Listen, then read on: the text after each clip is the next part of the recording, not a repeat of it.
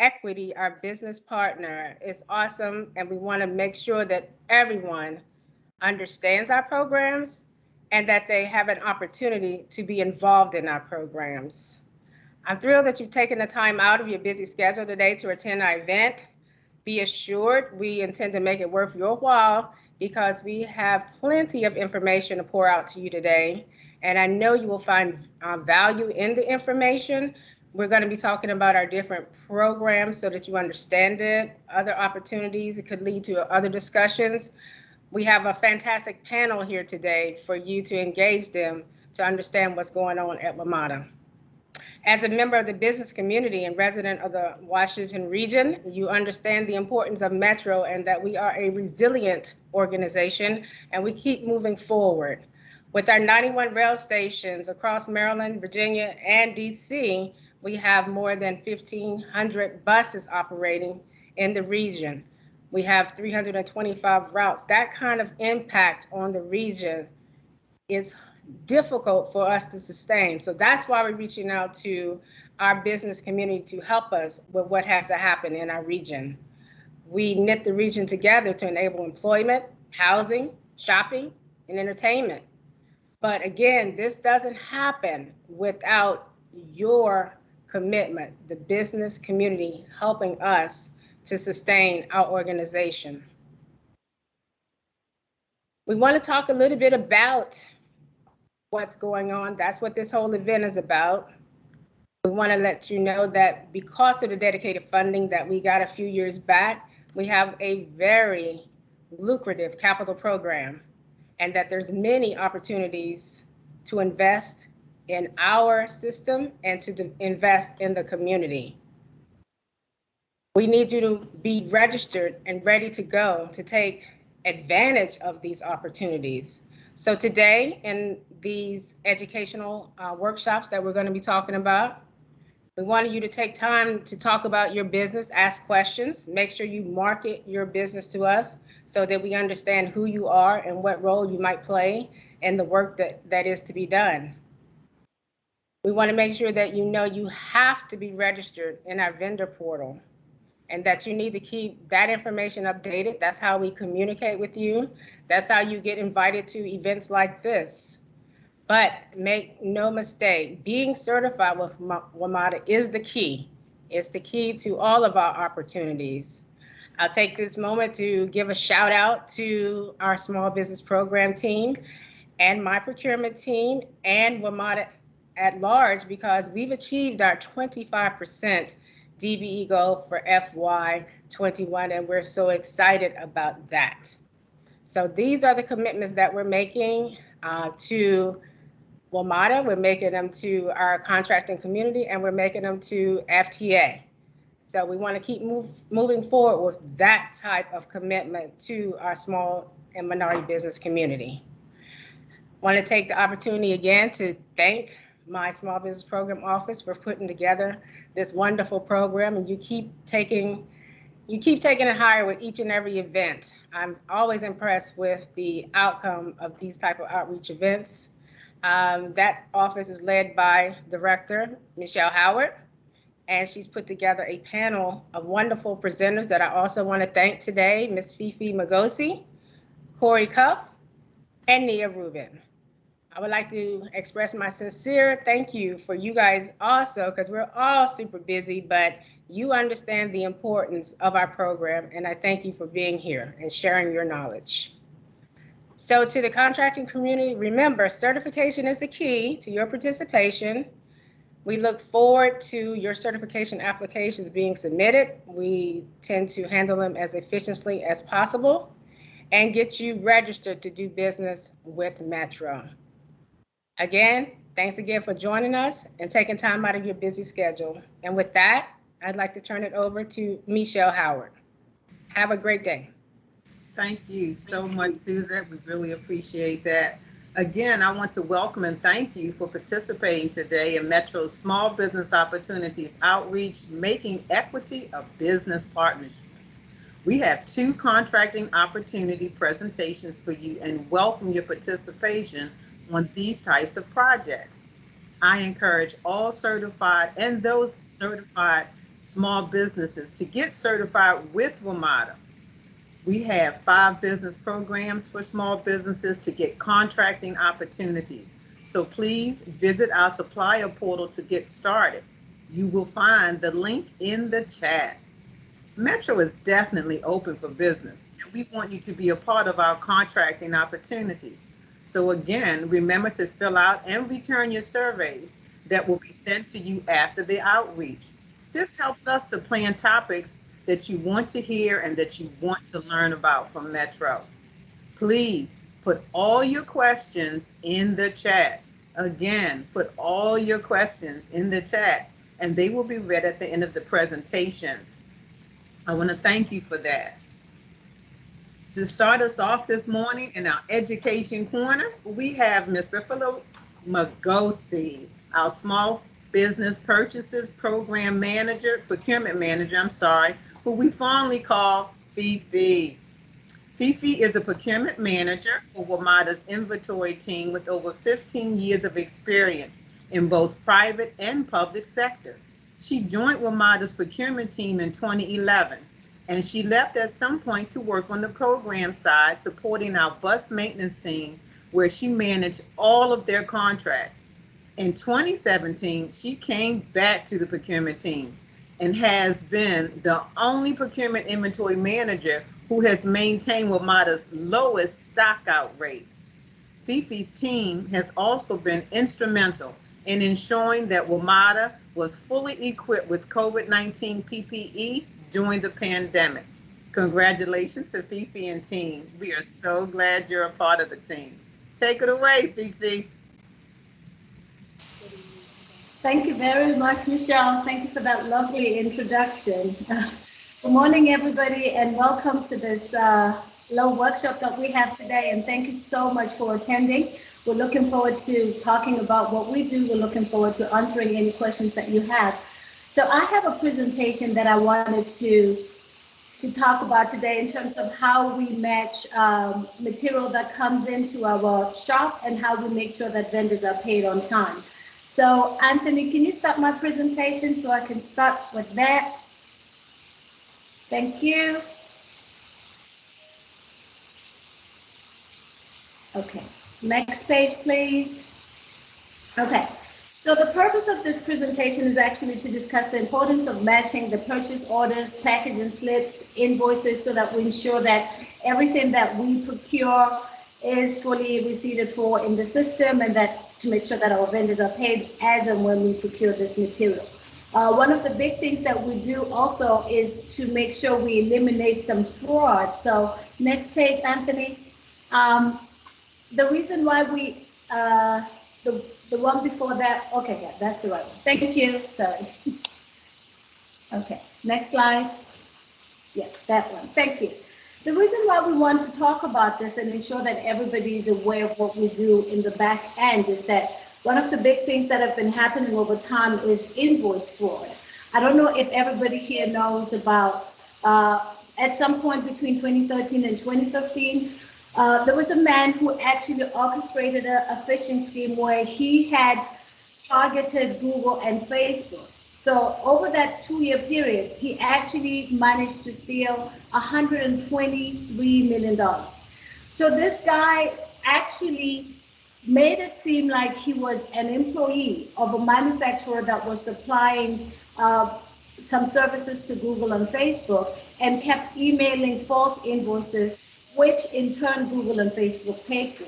So they only realized this after 2 years, after this man had already done the damage, and this is one of the reasons why we want to make sure there's a three-way match between what we procure and what we receive in our warehouses. Another big company that was defrauded was Amazon. In 2020, there were about 4 people who actually had this scheme where they had a contract with Amazon, granted. So what they did is that they had a contract for small purchases. So they accepted purchase orders, and instead of providing what was ordered on those small purchases, they were providing excessive quantities. So nobody was matching that on the Amazon side to the purchase orders that were being submitted. So by them doing that, they kept on submitting some invoices that Amazon kept paying.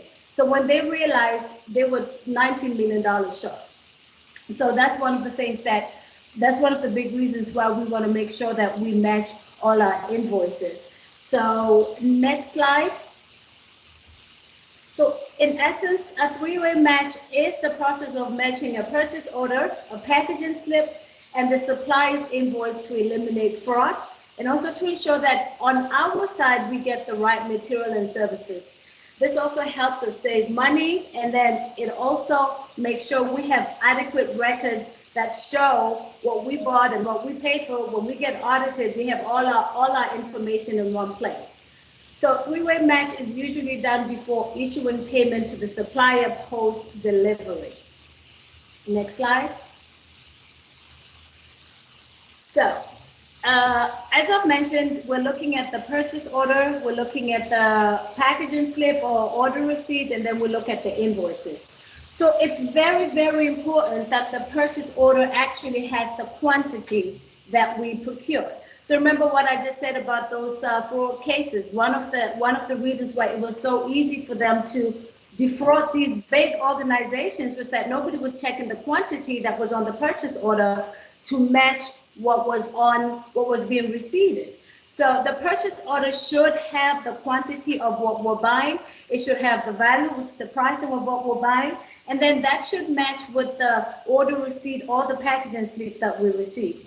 The packaging slip should have that quantity as well, so that it matches what the purchasing agent or the buyer put on the PO.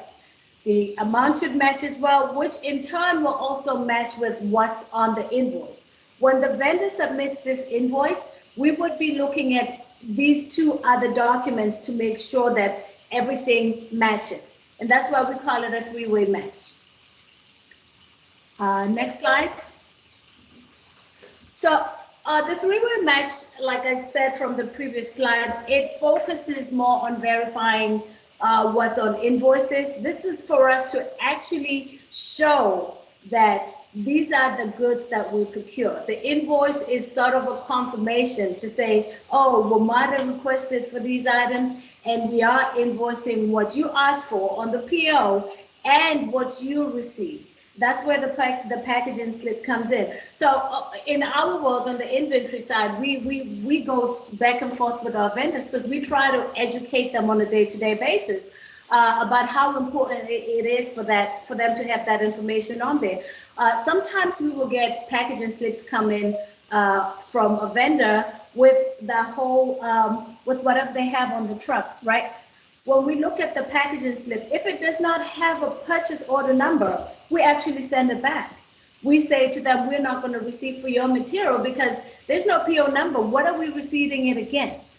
You know, so these are some of the things that you have to be cognizant of, and that's why we keep insisting for all this information to be there when material is being delivered.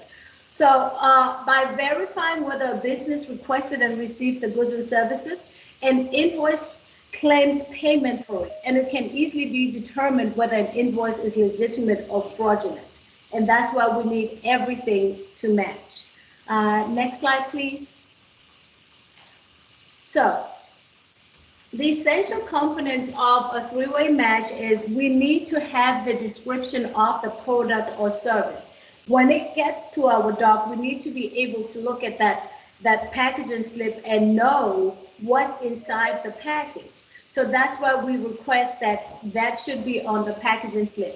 That should also match with part numbers. If whatever items that we're buying, especially on the inventory side, we really rely on part numbers on inventory because that's how we know we bought the right material. So the part numbers have to be on there too. We should know part number would be on the PO. The part number should be on the packaging slip as well. We need to know what quantity we're getting.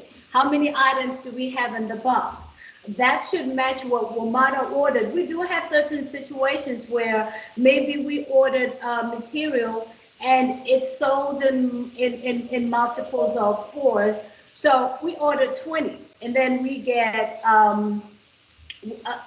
we ordered 18 and then we get 20. So something like that, the vendor would reach out to us, to the buyer, and say, hey, I know you ordered 18 items, but it comes in in packs of 4, so we can only give you 20. It's either you take 20 or you take 16. So we work on the back end to rectify that on the purchase order to ensure that it can be received by the receiving officials, making sure that those numbers match. If we don't rectify that on our end, if you don't tell us in advance, and if we don't rectify it on our end, then we are going to reject the material, because the receiving officer is not going to receive for it if it doesn't match what's on the PO. The price is essential as well. We want to make sure that it's the right pricing. If you put in a bid for a certain price and we award it to you for that price, and then when we get we receive the material, it has a higher price, we have every right to reject it, because that's not what we agreed upon. And sometimes we get situations where vendors reach out and say, hey, I know that when I bid in for that item, at the time it was $3, but I just found out that I have some shipping charges and it takes it up to $3.20 or to $3.50. On our side, it's not, we have to do our due diligence and look at the previous bids that we got. We don't just change the pricing because you changed pricing or the market changed the pricing. We have to go back and look at what did other people bid for that item. Is your price going higher than the lowest price bid? If that's the case, in most cases, we're going to reject the material and tell you that we can't take it on. You have to realize that these are the reasons, those cases that I talked about fraud, those are the reasons why we have to be very, very diligent in checking those numbers and making sure that it is exactly what we ordered. And also don't forget that when we place these orders, we're basing it on need. Our customers, the program will be needing these items for maybe a project, or sometimes it's just a day-to-day use item, but we have to make sure we don't overbuy or underbuy. We have to make sure there's sufficient space within the warehouse to accommodate what we're procuring. That's why we have to make sure everything is precisely what we put on the PO. Next slide, please. So, okay. So the responsible parties for three-way matching. So purchase order. So I would like to believe that everybody here knows that the purchase order is that official confirmation of an order. So it's that document that the buyer would send you that authorizes you, the vendor, to go ahead and procure material or to go ahead and send us the material that we ordered. So the procurement team is responsible for ensuring that information on the purchase order is correct. We have to make sure that even on your end as our supplier, you need to make sure that all these items are on your PO when you receive it, to ensure that you don't get any issues when you deliver material. We make sure that the vendor name is on there, the detailed description of whatever material we're procuring or whatever service that we're buying. In some cases, it needs to come with the scope of work. If it's not an inventory item, maybe it's for services. We need to make sure that the vendor fully understands what they have to be providing to us.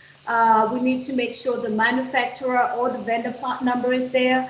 So that one is very important, because what we do on our side as procurement officials, when we order material for inventory material that we use at Metro, we have to make sure that the part number or the manufacturer part number that we have on the system matches what you're delivering, because most of our items, well, I would say all of them that are on the inventory, on our inventory website, all of those items have actually been vetted. That means we've already seen specification sheets for that, or in some cases, if it's safety sensitive parts, we've already gone through a seasonal inspection. We want to make sure that we're procuring the right part, hence the importance of having those manufacturer or part numbers there. If we procure something from you, and if we send out the solicitation and you sent in a bid in the part number that we have, which was on our solicitation, we expect you to provide that same part number, not a substitute or not something that has been upgraded or downgraded without communicating with us. We have some instances, especially for our bus parts, where we're using a certain part and then it gets superseded by a newer model, which essentially may be working better than what we have.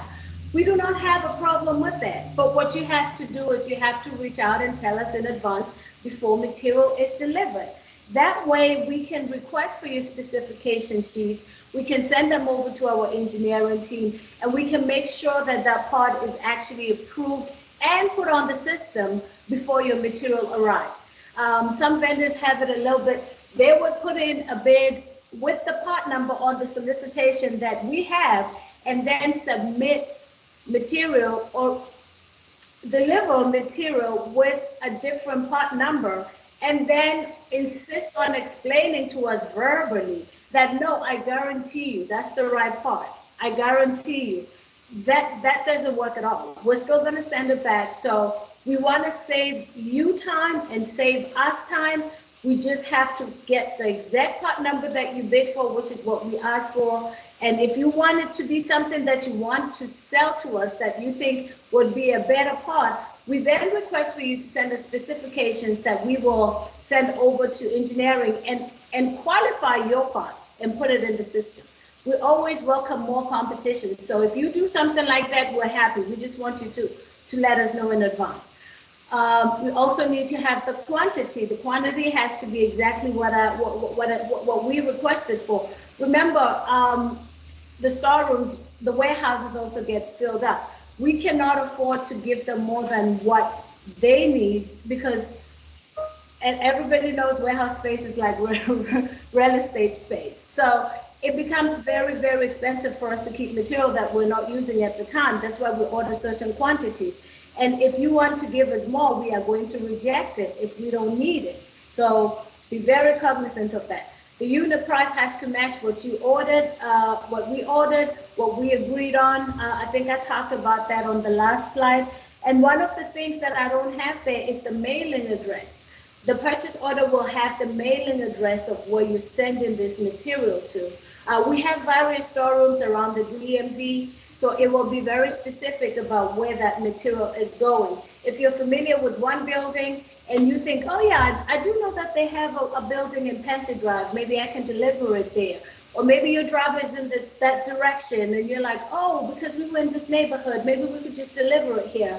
No, we're going to reject it.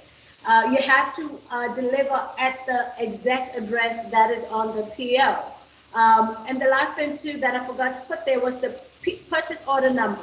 Every purchase order that we send to you would have a purchase order number. If you get anything that does not have a purchase order number, please reach out back to the buyer, because that's one of the things that we need to match across the board. The purchase order number has to be on the packaging slip. It also has to be on the invoice. Now, the packaging slip, it's the vendor's responsibility to make sure that the packaging slip has the right information.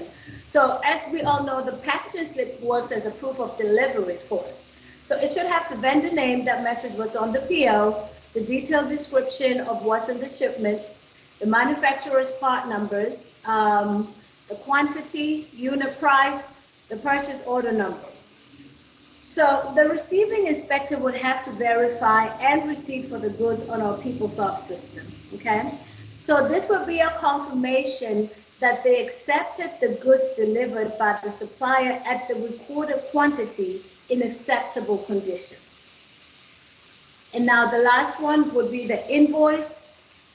The vendor is responsible for ensuring that there's correct information on the invoice as well in order to save us time. So as we all know, an invoice is a request for payment from whatever procurement of parts or services that you provided. The invoice should have the vendor name, invoice number, purchase order number, a detailed description of the goods and services that were procured, the quantity, the unit price, and any other applicable information that may be needed at that time. Maybe it's the duration of a project. Maybe that particular invoice is for May to June. So if it's important for that particular project for you to put it on there, please go ahead and put it on there. It's actually better to have more information than less. Next slide, please. So the benefits of three-way matching, just to round it all up, it's to eliminate fraud, maintain adequate records, increase efficiencies, and save us time and money. Next slide. So eliminating fraud, if we have a reference PO number, that really helps us. And then also, if we have receipted for material, that helps us eliminate fraud. I don't know if anybody knows this case of a 64-year-old millionaire. This guy was a businessman, and he was contracted to remove ice and snow at the Detroit Metro Airport. So this gentleman claimed to have purchased $1.5 billion worth of this de-icing product that apparently was supposed to do a much better, superior job than how salt would. So the ice melting substance was never actually ordered, and Wayne County Airport Authority paid the invoice, but they never received anything. This was just through them giving him a purchase order and him saying, oh yeah, I have this is what I'm going to supply to you. It never happened, but he still got paid. If material had been receipted somewhere on the system and somebody had cross-referenced it, maybe he wouldn't have paid. So that's maybe this would not have happened. So that's why we're saying it really helps us in eliminating fraud by matching all these three things. Another thing, maintaining adequate records. It helps us with being transparent. Everybody knows what's going on. We're able to track payments. We get that a lot, where a vendor's calling and saying, hey, I delivered such and such on a PO. Can you check for us? Can you go ahead and check for us to make sure that we get paid? The first thing I say to them is, give me what's your PO number? When they give me a PO number, I go in the system and check, and then check if material was receipted for. That's the first thing. Check if material was receipted for. If I see that material was indeed receipted for, my first line of action is to contact the account and say, hey, it shows here on the system that material has been receipted. Where are we with this payment? And then we take it from there. It saves so much time. But also, talking about tracking payments, I actually got a scammer contact me on LinkedIn telling me that, oh, I've been looking to speak with somebody in WMATA because I have some outstanding invoices that have not been paid. So the first question, well, the first thing I said to him was, this is my email address, send me an email so we can communicate from WMATA's side, which he did. He sends me a package that has some packaging slips. It has communication between him, and they had actually found out, I guess, one of the accounting manager's details. So some emails seemed like they were coming from him, but all in all, he was requesting. I actually called this man and we talked on the phone. We had a conversation about it where he's telling me, oh, we deliver it, and we talked to Mr. English, we talked to this person, and he knew all these people that I work with. The first thing that I said to him after he finished explaining, I said, what is your purchase order number? Oh, actually, it's on one of the it's one of the packaging slips. I looked at the packaging slip. I said, I still don't see the PO number. I cannot help you unless you give me the PO number so I can go in the system and look at it. And he said, okay, I'll get back to you. So meanwhile, I was trying to be proactive. I reached out to one of the people that he said he had talked to, whose email was on the package, who was one of the directors. I said, oh, this gentleman contacted me. I'm waiting for a PO number so I can look at this order. But this is what your conversation with him was. But I'm taking over from here. I will help him out. The guy says to me, actually, this is a case that is at OIG. That's a scam. And it just goes back to what we said about matching stuff. There's no way we can pay anything if we do not have a purchase order number that we look at to say, oh, we procured this from this order. So that three-way match actually helps in the sense that I would have been going to look for the PO and then going into the PO to track the payments to see whether we had paid for something or not. Maintaining adequate records also helps us with litigation. If we have some issues going on, I've gone through a couple where we have to prove some services were done. We had to go to court and all of that, but thankfully for us keeping these records of everything that transpired, that actually helps us when we get there, and it makes everything easier for all parties concerned. Audits as well, that helps us, it helps us show where all the money that's coming in is going. As you know, we're using other people's money. We got to make sure that when we're audited, we have all the right information for the audits. I have one last example that I want to tell you guys. So in 2007, they had these twin sisters who ran it was a small parts and supply company. It's S&D distribution or something like that. So they realized that they could get away with altering their invoices to inflate some shipping costs, a little bit of the pricing. You know, sometimes you don't notice. It's like a $2 increase or $3 increase, which is what I tell the purchasing agents and the team. I don't care how much it is. If they tell you they're increasing the price, you got to go back and look at why they're trying to increase that price. Because when you do it in small portions, you think people don't realize, but over time, it becomes a lot of money that you keep giving to this one vendor. You know, so they were selling small parts, such as they were selling washers, bulbs, and most of these parts were things that cost pennies. And they were invoicing the DOD hundreds of thousands of dollars for these parts, okay? So the DOD did not realize that this was happening because they thought that these were expedites.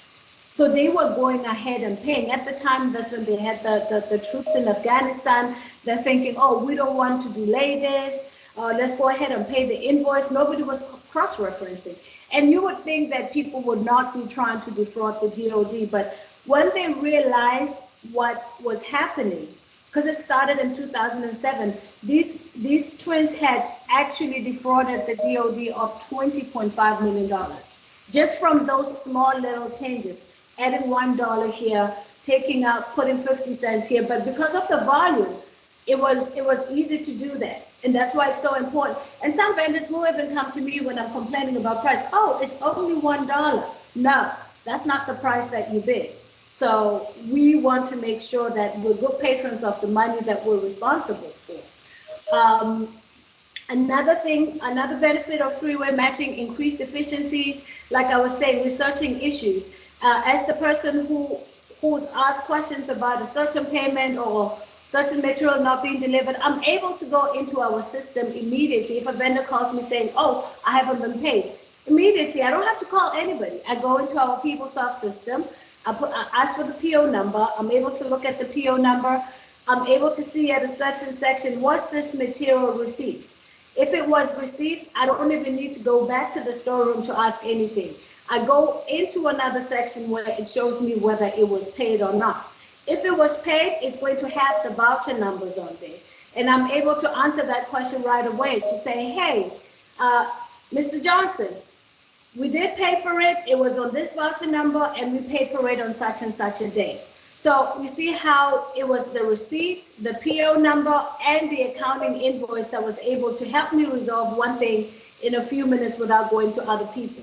It also helps us with return of material. Like I said, some people will give you more than what you ask for. So if we do get more than what we ask for, we cannot inconvenience the storerooms by saying, oh yeah, no, we did order 5,000, but they sent us 10,000. So let's just receipt for it, we'll keep it. No, we're gonna send it back.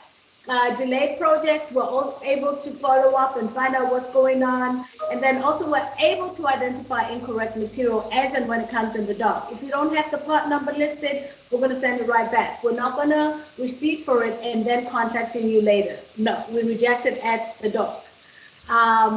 Lastly, it saves us time and money. It shows accuracy, research and investigations, human resource hours of people trying to do some research, and then it saves us a lot from overpaying or paying for duplicate invoices because we have everything in one place. So that's it from me. Thank you very much, Anthony, for the slides. That's it.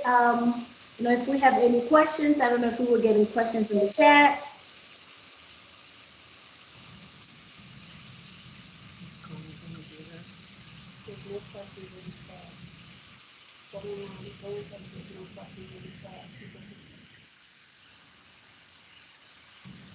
Presently, we have no questions in the chat that needs to be answered. We were trying to respond to some while you were speaking, Fifi. So if people would like, or if they still have some questions, we can take them now.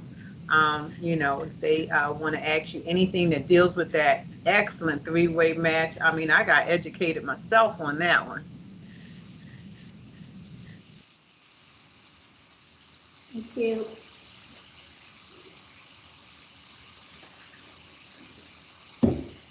I think we have somebody's hand up. Yes, we certainly do. I can't see who the person is. Is it Vinny de Oliveira? Vinny, Veny. If you can hear me, you can unmute.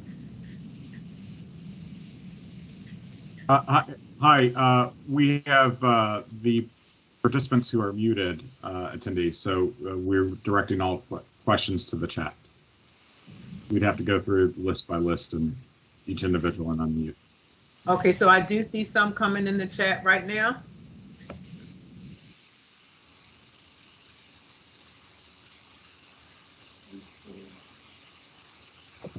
I do have one question, Rafifi, that I did see in the chat. Is there a specific sort of template or example of an invoice that's formatted to match specifications for invoicing that we can direct potential vendors to utilize or vendors to utilize? Not so much, and I think the reason why, excuse me, I think the reason why we don't even have that is because I believe most of our vendors use various different systems for invoicing, because most of them are system generated when we get from them.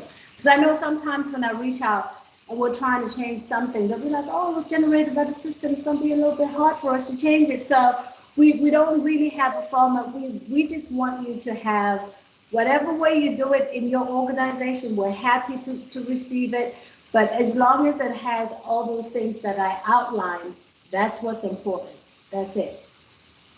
In whichever way you want to submit it, if it has all that information, that's what we need. Good answer. Next question is from Judith Tinta.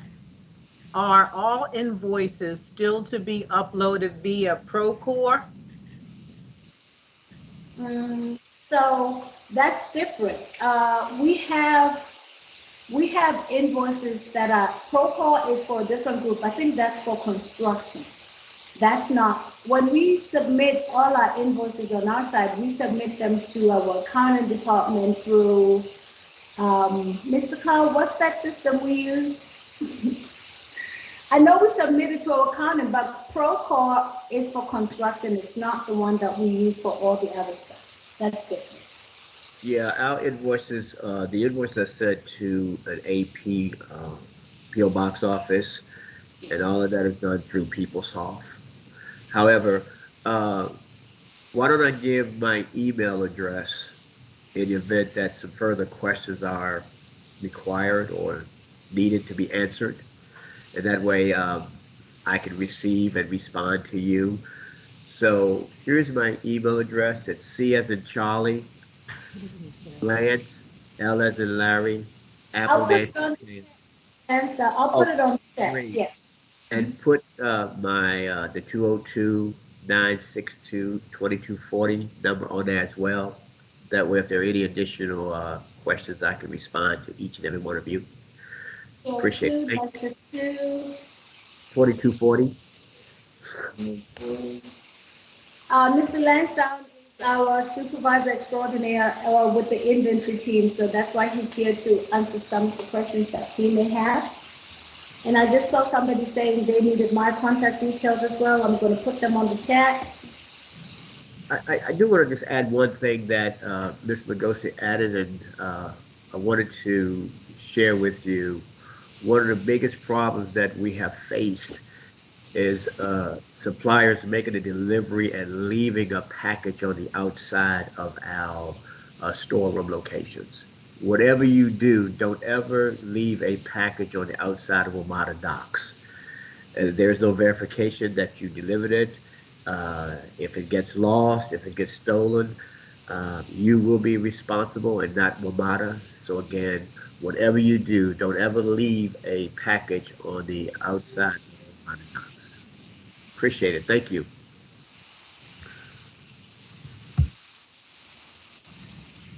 Mr. Lansdowne, thank you so much. That is excellent information.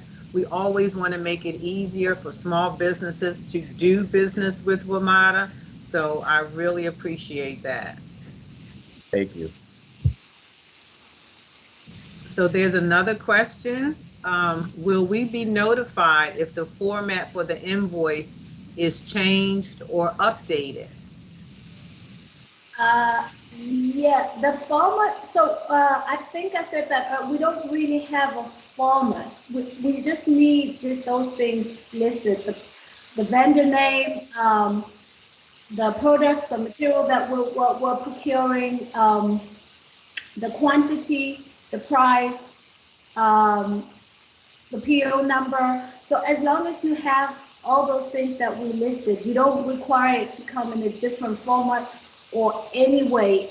Everybody's submitted however way that system produces it, but as long as it has the essential information that we need in order for us to do a three-way match. That's all that matters.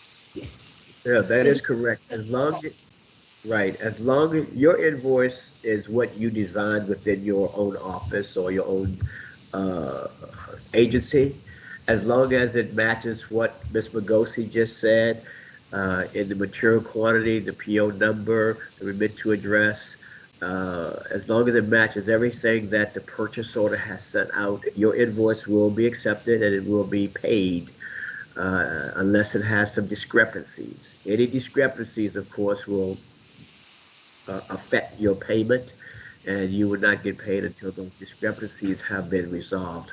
Other than that, your invoice is your invoice, and it is acceptable to WMATA, again, as long as it matches everything that is associated with the purchase order. Thank you. And then anytime you're in doubt about anything, reach out to the buyer on the purchase order that you have. They will answer all your questions anytime you're in doubt about anything. If maybe it's the first time that you're bidding with us and you win one of our solicitations, the best thing to do, you can even ask for a telephone conversation with the buyer. We send out, if it's your first time, we send out a little package that has information about how to submit your invoices. And then we always have conversations with you about who to talk to about issues that go on. But your buyer is your point of contact, and they will give you all the information that you require.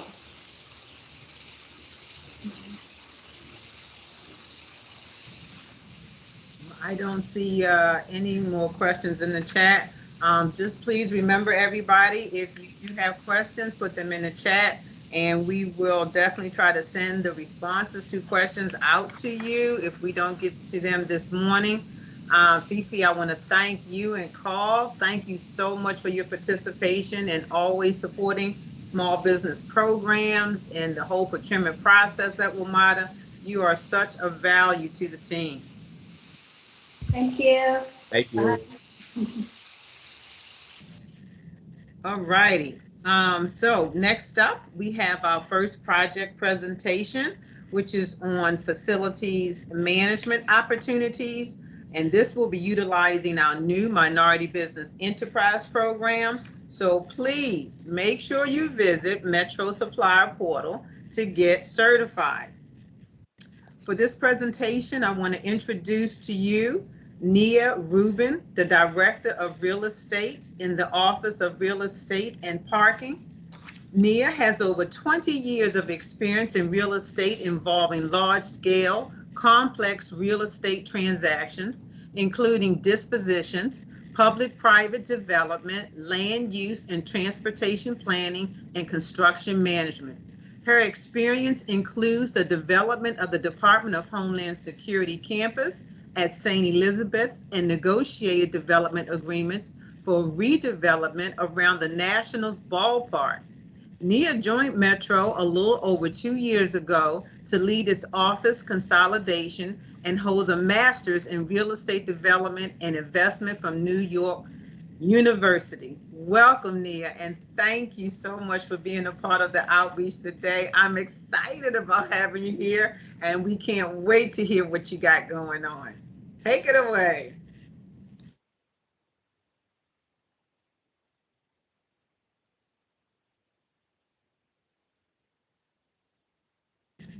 Nia, you're on mute. We can't hear you. Can you hear me now? Yes. Okay. Good morning, everyone. Thank you, Michelle. I'd like to thank you and your team for allowing us to present today. We're very excited to be at this part of the project.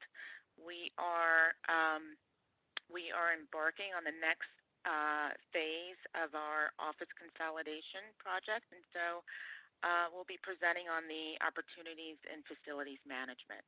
If we could go to the next slide. Great. So WMATA is building 3 new office buildings. We're under construction on each of these buildings. And our new headquarters would be located at LaFont Plaza, which is the image on the left-hand side. It is approximately 220,000 square feet, and it will be delivering early next year. We will be taking occupancy in the building sometime in the spring. The Eisenhower Avenue project is located at 2395 Mill Road in Alexandria, and it is under construction and expected to reach substantial completion in the spring of 2023, with occupancy to follow thereafter. It is approximately 400,000 square feet and will occupy up to 1,200 employees. The next building on the right-hand side is the New Carrollton office building located just across the street from the New Carrollton Metro Station. It is approximately 300,000 square feet. It's also under construction, about halfway completed. It should be reaching substantial completion in November 2022, with occupancy to follow soon thereafter. So these are our office projects. They're all under construction right now, as I just mentioned. However, we are gearing up for occupancy, and with that, we have awarded a facilities management contract to Jones Lang LaSalle, who is here today to present the opportunities and the timing of those opportunities. So I'm going to turn it over to our JLL team to take it from here. Next slide.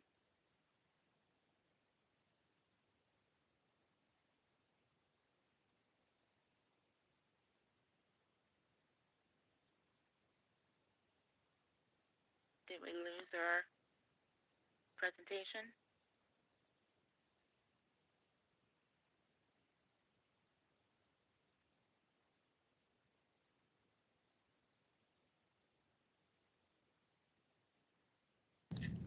Just give us 1 minute, Nia. We Okay. Anthony's working on it.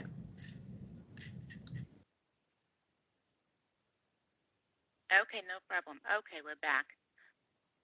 Or close to being back. So while that's getting represented, I wanted to introduce, I have John Edmondson here from the JLL Strategic Sourcing team. John is the Regional Director for Strategic Sourcing for Public Institutions. And John bio is included, but he's a seasoned public procurement professional with 16 years of state, federal procurements. John's contact information is included on the slide.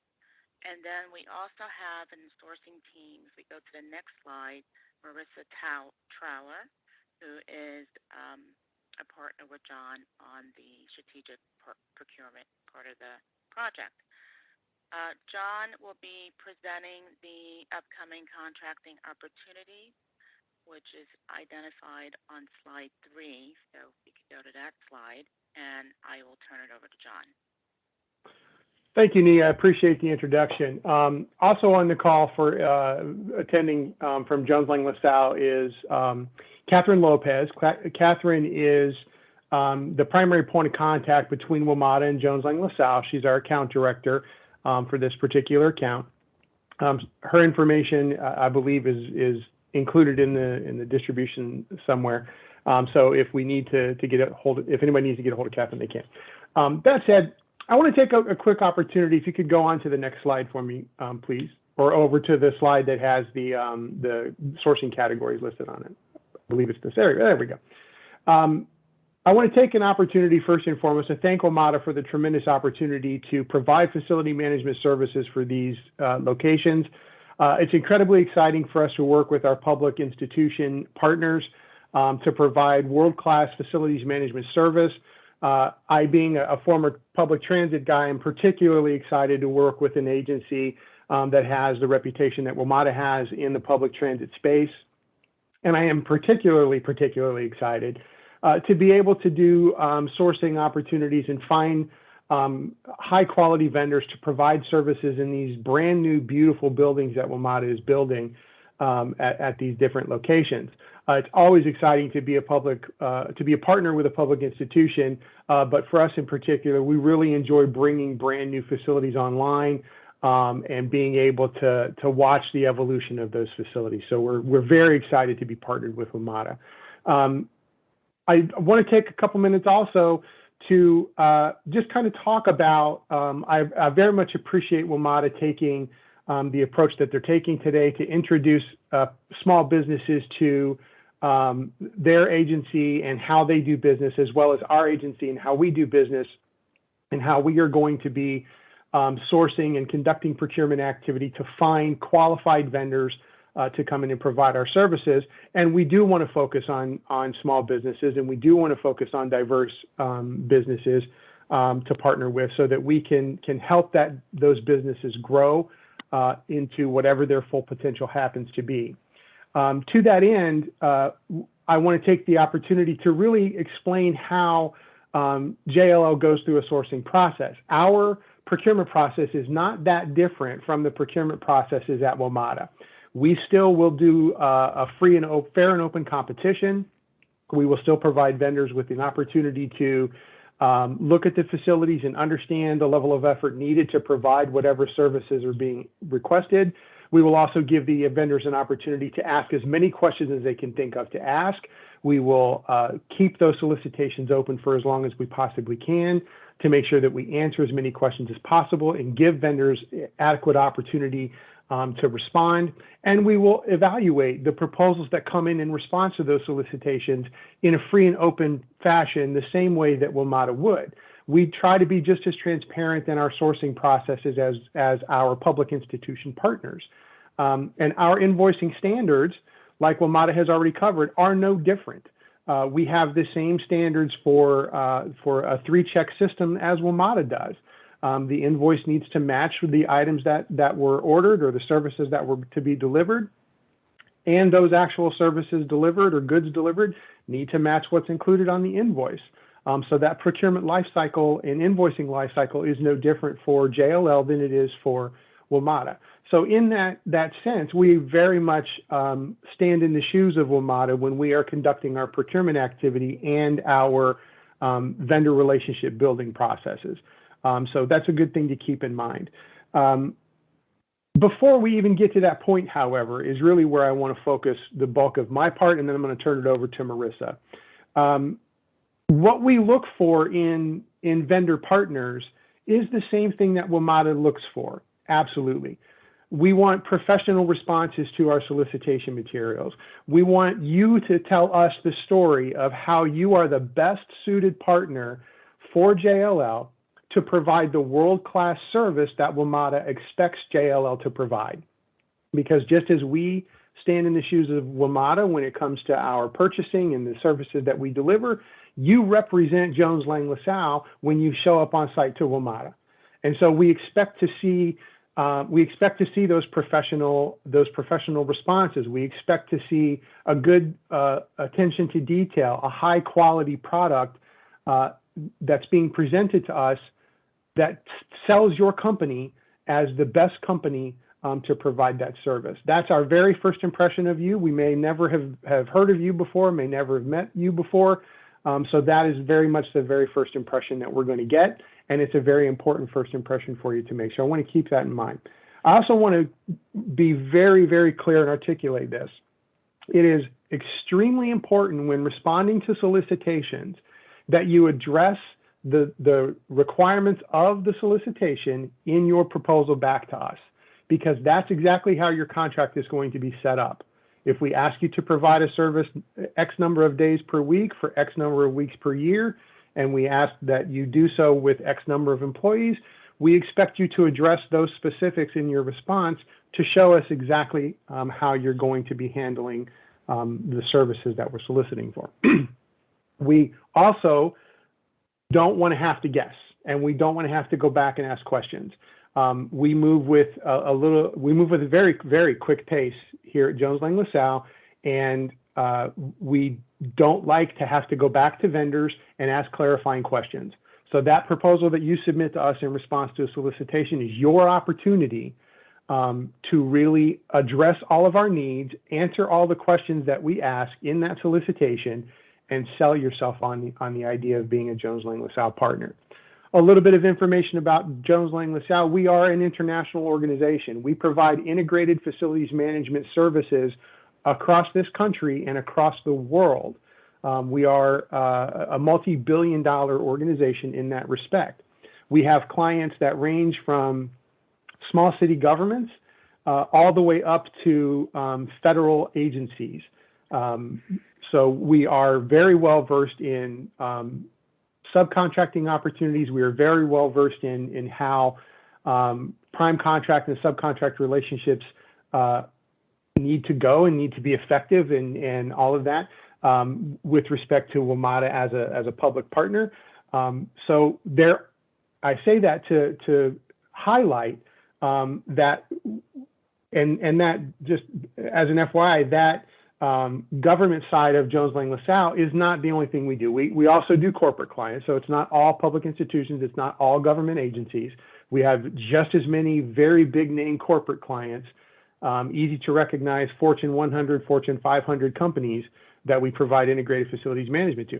I highlight that information to say that in responding to our proposals and in being selected to do business with Jones Lang LaSalle, there is an infinite level of opportunities for growth and expansion within that partnership between our two organizations. That's why it's so important that you put your best foot forward, yes, but that you deliver on the goods and services that you tell us you can deliver on. We are a world-class organization. We expect to partner with world-class service delivery organizations, and we are absolutely excited and thrilled at the opportunity to help those smaller businesses grow. So that's my soapbox spiel. Hope I did a good job on selling why Jones Lang LaSalle is such a great company to work with. Now I'm going to turn it over to Marissa and let Marissa talk a little bit about what kinds of services we're going to be providing at these brand spanking new locations.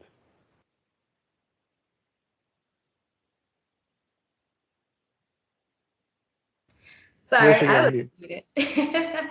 Hi, good morning, everyone. Yes, John hit the nail on the head. Again, we're just looking for good people that do a good job and are hardworking and that we can really help grow and that can fit our needs. That's really our goal. As you see on the screen right now, you will, when we get back to that slide, you'll see the contracting opportunities that we do have available right now.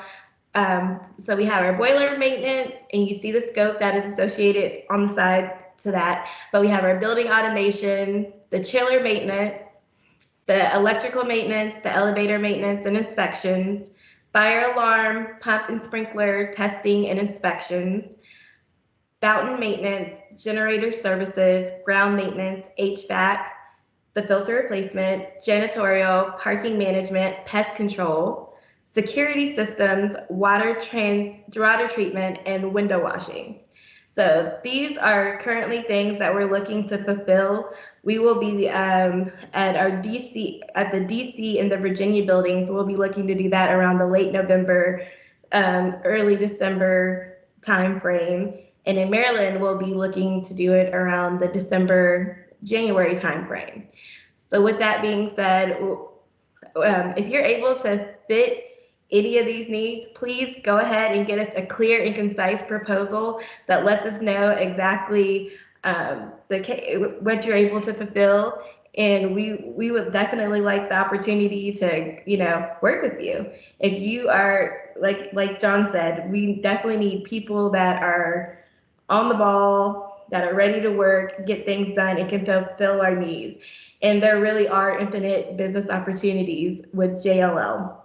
Like you said, we're all over the place. We have lots of action. So come and get a part of it. We definitely would like the opportunity to work with you. And then thank you, Marissa. That's a fantastic summary. I want to close out our comments by saying that we are working with WMATA to fulfill their MB and goodness gracious, hang on, MBE and DBE and small business goals as it relates to this contract. As a result of that, we are going to be looking to WMATA to pass along information on certified vendors that we can subcontract with. That being said, you'll want to make sure to pay particular attention for how you become a certified diversity vendor with WMATA, because their certification standard is what we're going to use, and they're going to be the ones that we're going to turn to when it comes time for us to find a diverse vendor to fill these opportunities. So please make sure that you're paying attention to that. You're going through their application process or their certification process to get certified, and that you are on point and ready to go. With that, I think I'm going to go ahead and turn it back over to our facilitator and see if there are any questions. Actually, John, there is a question in the chat about who is the point person for the list of needs just listed. So do they contact John, Marissa, or Catherine? They can actually start their conversation with Catherine, and she provided her contact information in the chat as well. And then from there, to just give a general idea of the role Catherine fills, Catherine is the primary point of contact with the WMATA team. So she's the quote unquote on the ground person. She has a direct relationship with them. She's hearing about all of the needs that they have, and she's the one that is going to be kind of directing the sourcing activities for myself and Marissa. So let Catherine be your first point of contact, and then Catherine will do with the magic that she does, and she will send it on over to us when she needs to. Okay, do not see any other questions in the chat at the moment. There was one other question that Catherine did answer in the chat. And in case anyone didn't see it, the question was, will there be a MBE, DBE small business goal in the procurement process with JLL? And the answer was, yes, there is, and we look forward to meeting new qualified vendors. And it was answered by Catherine. So I think that is. Wait a minute, there was one other question that said from Kiana Folks. She said, good morning. Do you foresee a need for shuttle transportation at any of these locations? Oh, okay. Hi there. No, we do not. All of these buildings sit just across from the metro station, if not on top of the metro station. The L'Enfant building sits basically on top of our L'Enfant metro station. The new Carrollton it's within the block of the metro station. The Virginia office is a couple of blocks, but it's within 10 minutes of our metro station. So no, we do not foresee needing to use a shuttle. And I would just like to point out that it's not quite connected to that, Nia, but the very first category of services that JLL will be seeking vendors for is janitorial, and by and large through these facilities, that's going to be probably our largest category where we use subcontractors. So for those who are in attendance who are operating in that janitorial space, if you're not already certified through WMATA, make sure that you are. And then we will be reaching out to WMATA for some diverse vendor contact information very shortly. So. Thank you, John. I also want to point out that you would be hiring a contractor, one contractor for each of these services for all of the buildings, right? You're not going to have one janitorial company for DC, one for Maryland, one for Virginia. So if you want to just capture, that your goal is to hire one company, for instance, for the cost competitiveness, I think that's an important thing to highlight. You're absolutely right. Our pricing strategy is always to leverage our buying power, and that buying power comes from providing mirror services to multiple facilities at the same time, concurrent services. And so, yes, in this particular instance, with 3 sites that we will be providing concurrent identical services for, we will be looking to consolidate those services at those 3 sites into a single contract. However, I am going to point out several things. That strategy is while preferred and while customary, it is not set in stone. We try to look at each individual sourcing opportunity independently and make sure that we're getting the best service for the best price. And in some instances, that may require more than one vendor to provide those concurrent services. So I don't want to rule anything out, but I definitely don't want anyone to be discouraged from reaching out to us and asking questions, even if they think that they may not necessarily be of the right size to provide that service. We also have opportunities within our subcontracting relationships for those subcontractors to partner with other organizations as well. So we can go several layers deep in those subcontracting opportunities. That's why I just want to make sure that no one is distanced back. And then as I'm reading through a couple of other while you were explaining that, a couple of questions have come in. Is there an opportunity for engineering services, such as commissioning or MEP design? No, unfortunately, the design and the commissioning services are already retained.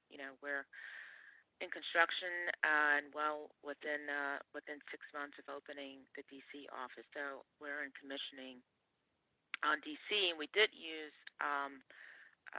the same commissioning agent for 2 out of the 3 buildings. So unfortunately, no on that one. Will there be a planting contract underground maintenance? That's a question for John or Marissa.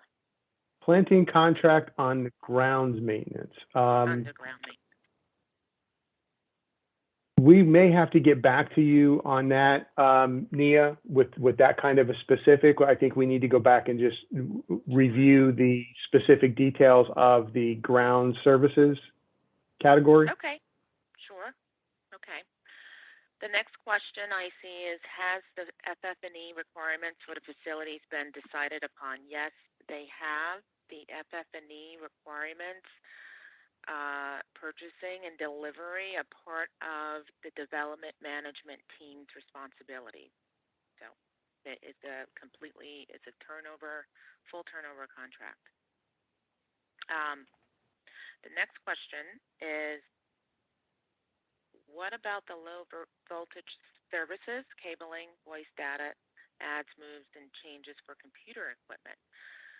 So low voltage services are being installed during construction. If you're talking about for future changes, we will retain JLL on a case-by-case basis to perform those services. So as it's needed, JLL would be seeking businesses to perform and vendors to perform that work. But it's not needed on day one. Those services are being provided as part of the turnkey delivery of the building. All right, Nia, we did go back and do some quick research on the planting question, and there will be some seasonal planting opportunities available as part of that landscaping services work. Right, there is a green roof. There are green roofs, I should say. There's nothing around the ground floor, very, very little, but there are green roofs included in the building. So, okay, is there an opportunity for engineering services? I think I've answered that question. And no, unfortunately, we're past that point of the project. And is there a contract for asphalt, paving, and maintenance of existing parking lots? We do not have parking lots as part of the scope of these buildings. We have garages that are internal to the building. I guess we do have a small service parking lot adjacent to the Virginia building. So, excuse me for that. So actually, John and Marissa, you will maybe need to add that to your list of potential opportunities. Yeah, we do have parking management. Yeah, we do have parking management as part of our current scope, so we will be seeking some parking management services, and the size of the Virginia parking lot will be included in that parking management scope. Yeah, it's limited to maintenance or paving because we do our own internal parking management and operating. But is that software? So parking management, is that software, manual labor, or a combination?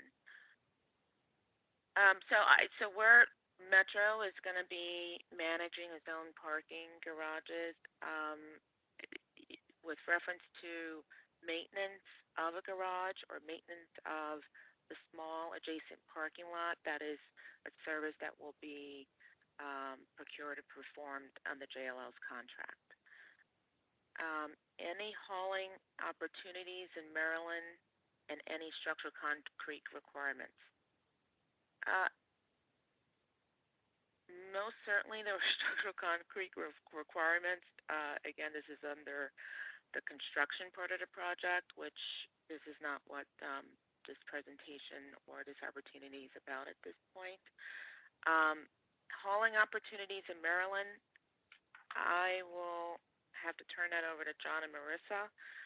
But you know, I think that the main thing here is that Marissa, John, Catherine are all available for follow-on questions and outreach and for additional information.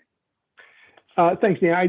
That's a really important point of clarification. That what we're talking about here in terms of Jones Lang LaSalle's role in this process is we are the facilities management team that performs that service once the facility is constructed. My understanding, and please correct me if I'm wrong on this, Nia, is that there is no contracting work left for the actual construction of the facilities. If I remember correctly, those contracts have already been letted and vendors identified. That is correct. They've already been. All right. So as that relates to hauling, structural concrete, et cetera, et cetera, et cetera, that's not part of an immediate scope that Jones Lang LaSalle will be managing. So I think we're getting into, thank you, John. I think the questions are getting into very detailed questions about the opportunities, which is great. But I think we can turn this back over to Anthony. And if anyone has any follow-on questions, please reach out to Marissa or Catherine, whose information was included in the chat. Thank you very much, Nia. Thank you, John. And Marissa, thank you.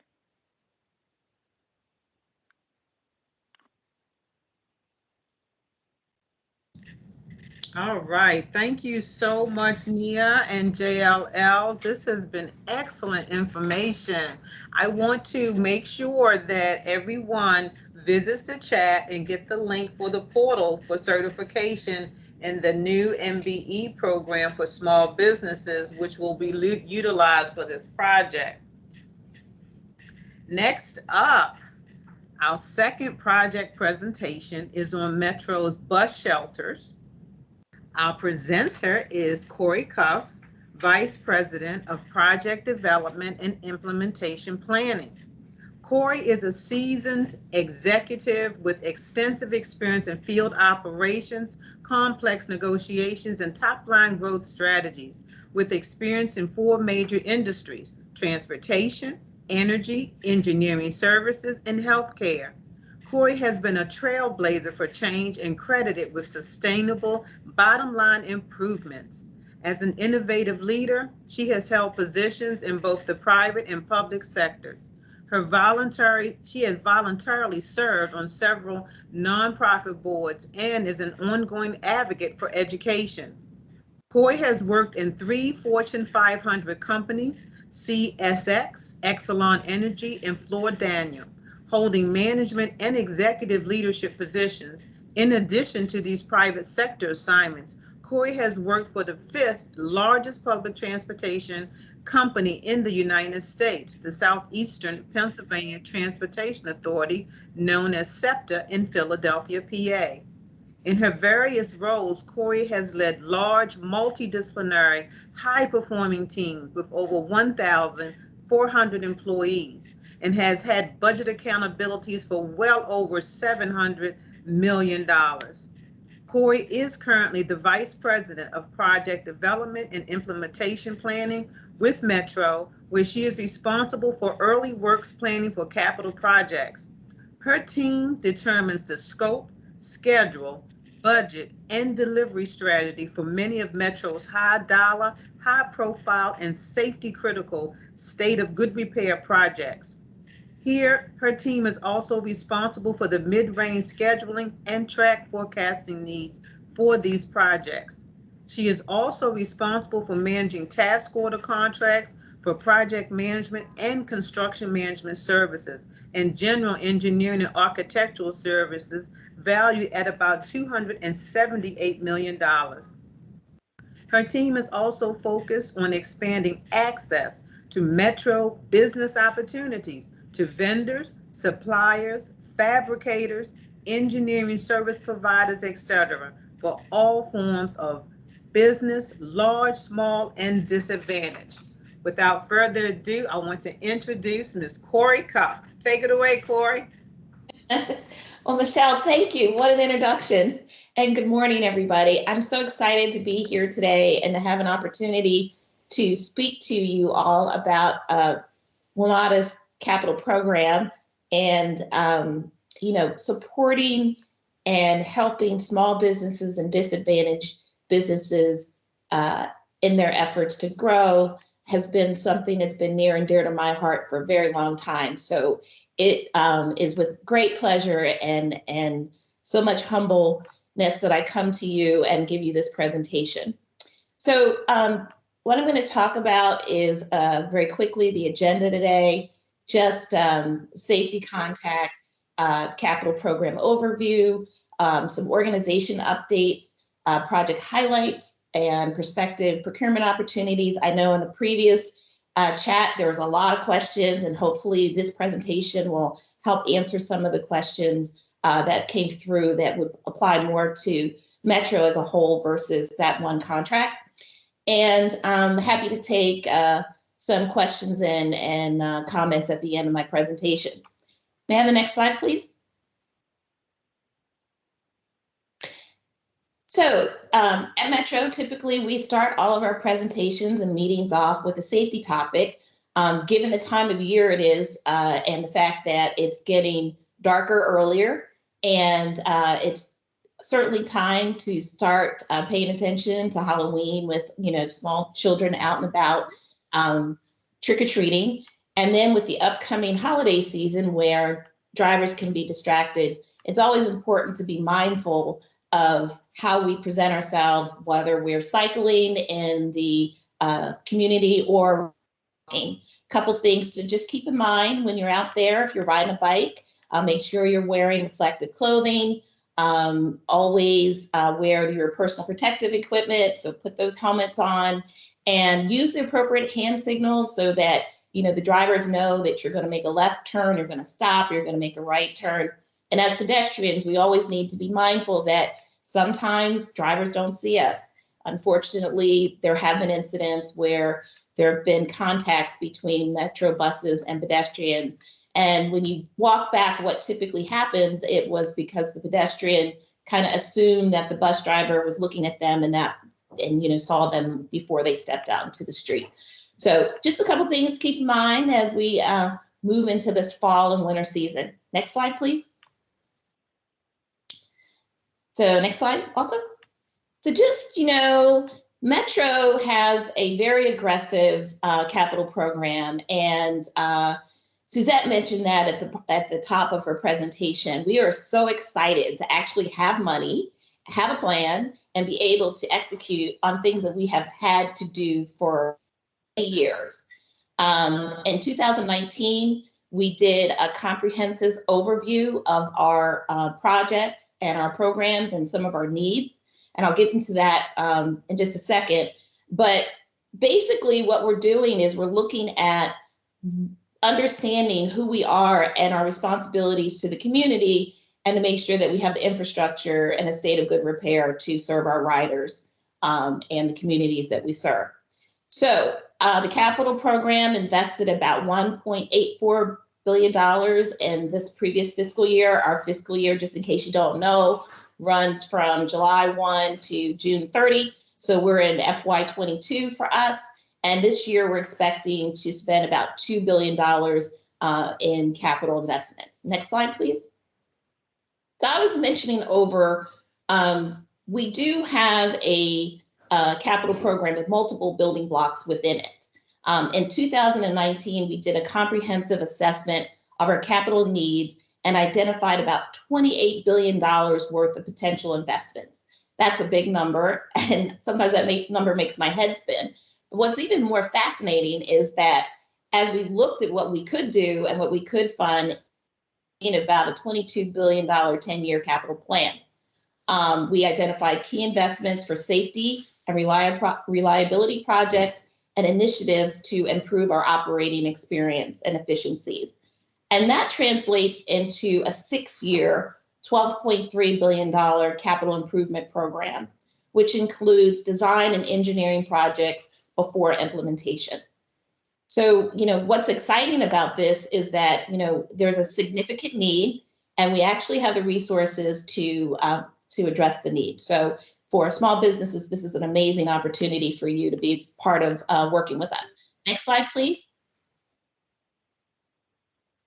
So as you can see, if you just look at the next 5 years, we are making significant investments in our rail, bus and paratransit, and operations and admin support. And I just want to take a minute to talk about a couple of these. As you can see, there's quite an exhaustive list of projects here, and there's more information about all of them, but I just want to highlight a couple of them. So first of all, I'd like to start with our rail acquisition and testing project. So we are in our next generation of rail cars. What's interesting is that we are going to be retiring our 2000 and 3000 series cars purchased between 1983 and 1988. And these new, I'm sorry, let me back up just a second. We're expecting to deliver about 360 series 8000 series rail cars, and they are going to replace the remaining 2000 and 3000 series cars purchased between 1983 and 1988. We're also going to be getting 2 full cab simulators. And if you know anything about transit, these simulators are used to train our operators on how to operate the equipment. And there are also simulators available for our mechanics to help them understand how to operate and repair the equipment as well. There'll be 15 desktop simulators and 4 instruction stations where instructors can observe and coach and teach our operators how to run those vehicles. We're going to move on to the Yellow Line Porter Tunnel Rehabilitation Project. So basically, this is a major effort for us. It's a tunnel liner that's located between L'Enfant Plaza and includes also the Yellow Line Bridge and goes over the Potomac River. And so basically what has happened is this tunnel liner over years has experienced corrosion, and it is not structurally as sound as it should be, and we're very concerned about that. So this project is one of the major projects that we're working on, and one that we really have to get done. It also includes a bridge. It includes some standpipe work, which is about how you get make sure that bridges and facilities like that have the appropriate level of fire protection and safety. And it also includes some corrosion control for our tunnel liner. It is our first CMAR, that's Construction Manager at Risk contract. And we're really excited about that because it gives us an opportunity to utilize our design service companies and to have a construction management team helping at the early design portions of the project to get that construction input into the design before we actually go out on the street for the actual construction services. And the way this RCMAR is working is that if the construction manager comes up with a final price that we can agree on, construction manager will change roles and then become the contractor that actually delivers the overall construction effort. Okay, so moving on, I'm sure you've all heard about our station platform rehabilitation. We are in year or program 4 of that effort. We've had some success turning those projects around, getting them done sooner than we anticipated. And so we're going into this summer with our 4th one, and we're super excited about that. Ventilation and improvement project, this is a pilot. So basically, this is technology that we're using that we have never used on our system. So this is a situation where this technology is used elsewhere around the world, but simply not used here. And to make sure that it's viable and can work within the framework of our system, we're running a pilot program. And the pilot program includes the installation of new fans, a platform to house the fans and equipment. And basically what we're trying to do is make sure that we have a system in place that can quickly take smoke out of the tunnel area in case we have a fire or a smoke incident. This work is being done on the red line to start, and the pilot, if it's successful, and we have benchmarks to tell us whether it's successful or not, we will then take that effort and spread it out throughout the system. If it's not successful or we find some challenges with it, the good news of doing a pilot is that you can make those corrections before you move the program out further around the system. So we're looking forward to the outcome of that project when it's finished. If you dig a tunnel and it's below the water table or near the water table, it's likely to leak. And that's one of the challenges that we have at Metro is water flowing not naturally where it was before we came through our system. And so this leak mitigation project is about making sure that we address some of these cracks and water sources to begin to minimize the water that is coming into our system. So again, this is the continuation of a pilot.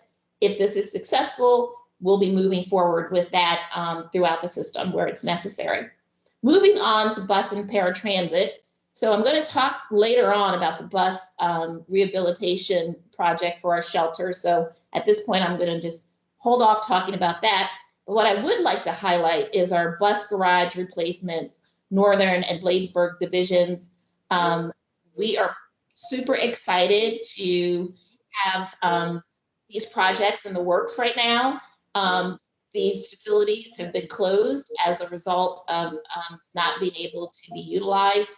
And so we are in the process of bringing them up to code and making them modern, and also providing opportunities to make them supportive of our zero emission bus implementation, which is one of our sustainability objectives, where we are going to bring buses onto our system with zero emissions. So that's a major project for electrification of our bus system.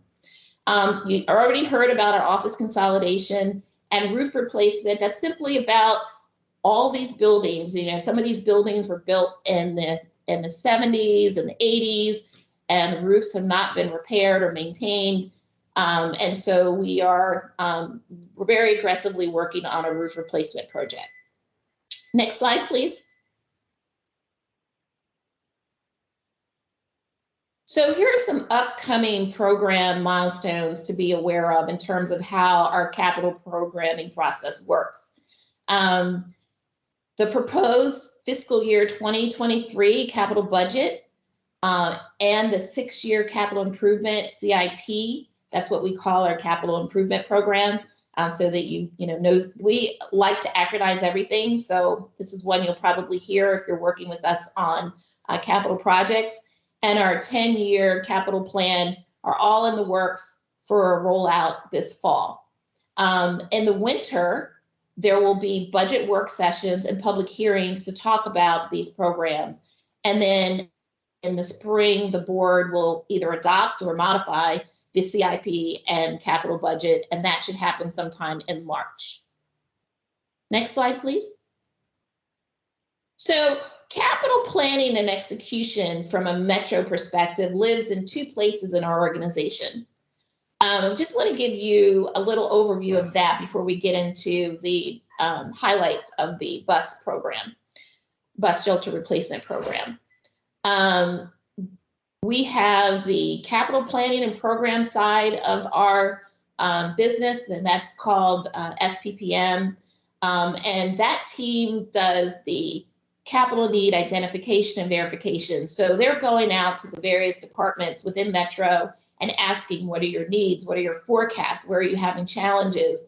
And they're pulling all that information together and trying to establish a list of what we should be investing in. And as you can imagine, everybody's like, I need. And this team is in trying to decipher not only what's needed, when it's needed, but what the prioritization of those needs are. And it's very important to do that because we do have a lot of needs, but some needs are simply not as important as others at that time, and that we can take our time to address them later on. And when you have limited funding and when you talk about billions of dollars of capital budget, you say, oh, wow, that's a lot of money. But, you know, that's really not when you're talking about projects that can range anywhere between 300 million and, you know, 500 million. So that money can go real quick, real fast. So we have to be very judicious in how we allocate those fundings, and this SPPM department is responsible for that. I live over in the CAPD department, and that's Capital Program Delivery, and we're the side of the house. And so what we do is we formalize the scope, schedule, and total project costs. We develop an implementation plan, and we put together the bids and the solicitations and participate on the text for the awards. That's the technical evaluation team. I'm sorry, I'm going to try not to acronytize everything also, but I kind of slip into it every now and then. And program implementation and execution. So that's, you know, full on construction, fabrication, boots on the ground, get it built, get it done, and turn it on. Next slide, please. So we just recently had a change in leadership in our team. If you're familiar with Laura Mason, she's no longer with Metro. She's moved on to a position at Amtrak. And while we miss her dearly, we're very excited to have Andy Off as our new Executive Vice President for Capital Delivery. I report to Andy, and Andy's a direct report to our General Manager. And my team is broken up into 3 areas: project development and delivery strategy, strategic constructability and access planning, and commercial innovation and market outreach. I'm just going to get into a little more detail about that in the next slide. Next slide, please. So our focus is primarily on, as it was mentioned in the introduction, the early work side of project delivery, trying to make sure that the plans work for execution. And so we develop the scope, we develop the project schedule, and we develop the total cost estimate. So basically what we're delivering is a project scope, schedule, and budget. And what we're looking at in particular is what projects work well together. What should we collectively do to avoid major impacts or multiple impacts to customers and the communities that we surround? And how can we package them in such a way that they're attractive and to the bidding community to make sure that they're interested in even working on these projects? So that's what the PDS department does that works for me. And in the middle, we have our strategic access and planning. And this team is really about looking at the scheduling, how all these projects fit together and when they can be delivered. Now, you know, we are a two-track railroad. And unfortunately, our colleagues in New York City have it a little easier, although they struggle with the same thing. How do you get work done and run trains at the same time? What ends up happening is you have to be very mindful of when you're talking about billions of dollars investments in both the rail and bus systems, that's going to have an impact on your operation. And this team's job is to minimize that impact on our customers, or at least where we can't minimize, come up with alternatives that provide viable alternatives that our customers can take advantage of. And then the commercial outreach team and the innovation and marketing team, you know, their job is really to connect with folks like you who are on this call today, to really encourage you to participate in our projects, to bring awareness of the projects. We work very closely with the small business office here, and they are a partner that we rely heavily on to communicate the types of projects that are coming up in the capital program. And so what we're doing is we are building this part of our organization up. We're going to be sending out quarterly newsletters. We're going to be doing things to just raise awareness. And these are the things that we simply weren't doing as often as we should have in the past, but we recognize that for us to get viable bidders on projects, advance notice is important. The bid teams can be formed, joint ventures can be formed, whatever needs to happen to make it easier for your participation. So that's what that team does. That team also runs our project management and engineering services task orders, those contracts that we have where we already have pre-selected firms that work for us, and that were procured, and that's how those firms became part of the firms that we go to. And we also have the same thing on the general engineering architectural side of the house.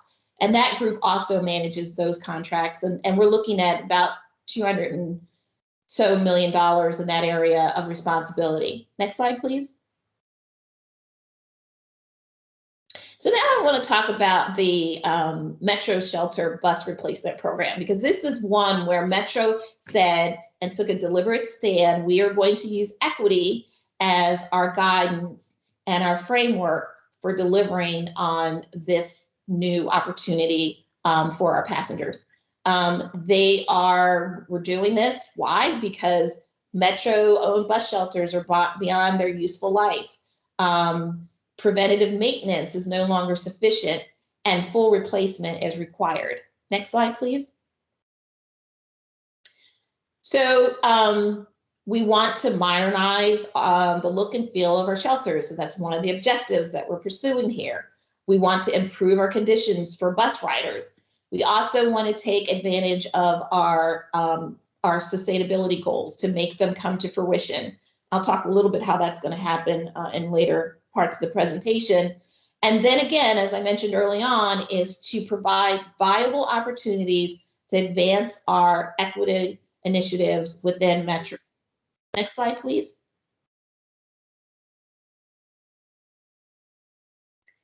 So the program includes the replacement of 252 Metro-owned bus shelters at 28 locations throughout the system. That represents about 53% of all Metro-owned shelters, and they will be addressed throughout the project. They were prioritized based on the poorest conditions, places where we had higher ridership, and the fact that we had federally funded dollars earmarked for certain locations. It's going to be a process to avoid interruptions, or we're going to try to, of course, reduce interruption to our bus operations. So we can't just run out and do them all at the same time. We have to phase it so that it's minimally impacting our ridership. Next slide, please. So here's a couple things that are going to be happening as part of the bus shelter replacement program. We've got to remove and dispose of the existing shelter, so that's a demolition opportunity. We have to take out the bus shelter and the foundation. There was a hauling question on here earlier, so that debris has to get out of that bus loop and go somewhere. So if you're a hauler, this might be something that you're interested in. Another question that I heard in the chat was, would there be any concrete work for the project with the 3 new office buildings? Here's where it's happening. We are going to need to provide reinforced concrete pad as a foundation for the bus shelters. This site work has to be addressed, because when you demolish something, as many of you probably already know on this call, you can't bring it quite back to where it was without making certain modifications. And so it's really important that we have that part of the process. We also have ADA requirements that have to be addressed. And because some of the timelines when these shelters were put in place and the facilities, they were grandfathered in, but now we have to make them fully compliant with the ADA requirements. That's the Americans with Disabilities Act. We need to install newly fabricated shelters. So that's going to mean that there's a fabricator out there that's going to have to put these shelters together for us. And also somebody's got to put them in the ground. And then going back to my sustainability comment, you know, we're looking at installing solar panels where feasible, because some of these locations have trees or overhangs over them, and there's no way to get the light in there. So we will have to use traditional kind of electrical and comm connections. And as part of that, we will be replacing the conduits for electrical cables to our service rooms within the metro stations. Next slide, please. So the strategy here is to take a couple of delivery approaches here.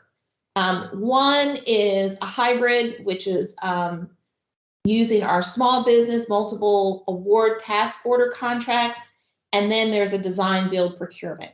And so we've kind of diced the project up in such a way that both of these two bidding opportunities come to fruition.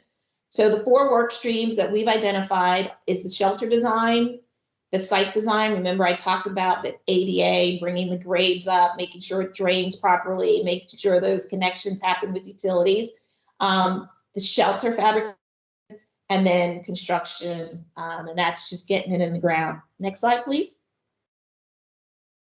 So for the first opportunity, this is going to be the traditional design, bid, build, procurement. So you're going to design it, you're going to bid on it, and then someone's going to be a contractor that wins the award and does the installation. In this case, there's about 96 bus shelters at 12 locations.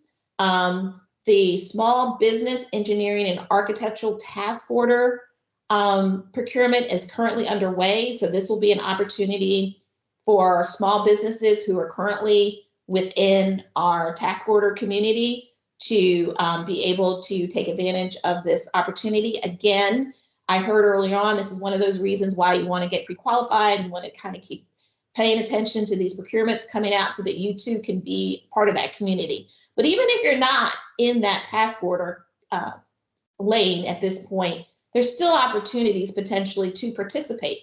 Some of those opportunities include surveying, printing, permit expediting, things like that. So if you do any of those kinds of things, you may have an opportunity to work with the design teams looking at the site design. The small business multiple task order, also, I'll talk about that later because that contract is actually coming up for renewal. And again, if you're not in there now, you may be able to be a part of this through that new renewal. Like I said, it's this design, bid, build. There's anywhere between estimated costs of 10 million to about 15 million Right now, the design task order procurement is underway. We expect the multi-award task order bids to go out the summer of 2022. So we need to give those design teams enough time to pull together those site designs. And we're anticipating actually starting construction the fall of 2022. Next slide, please.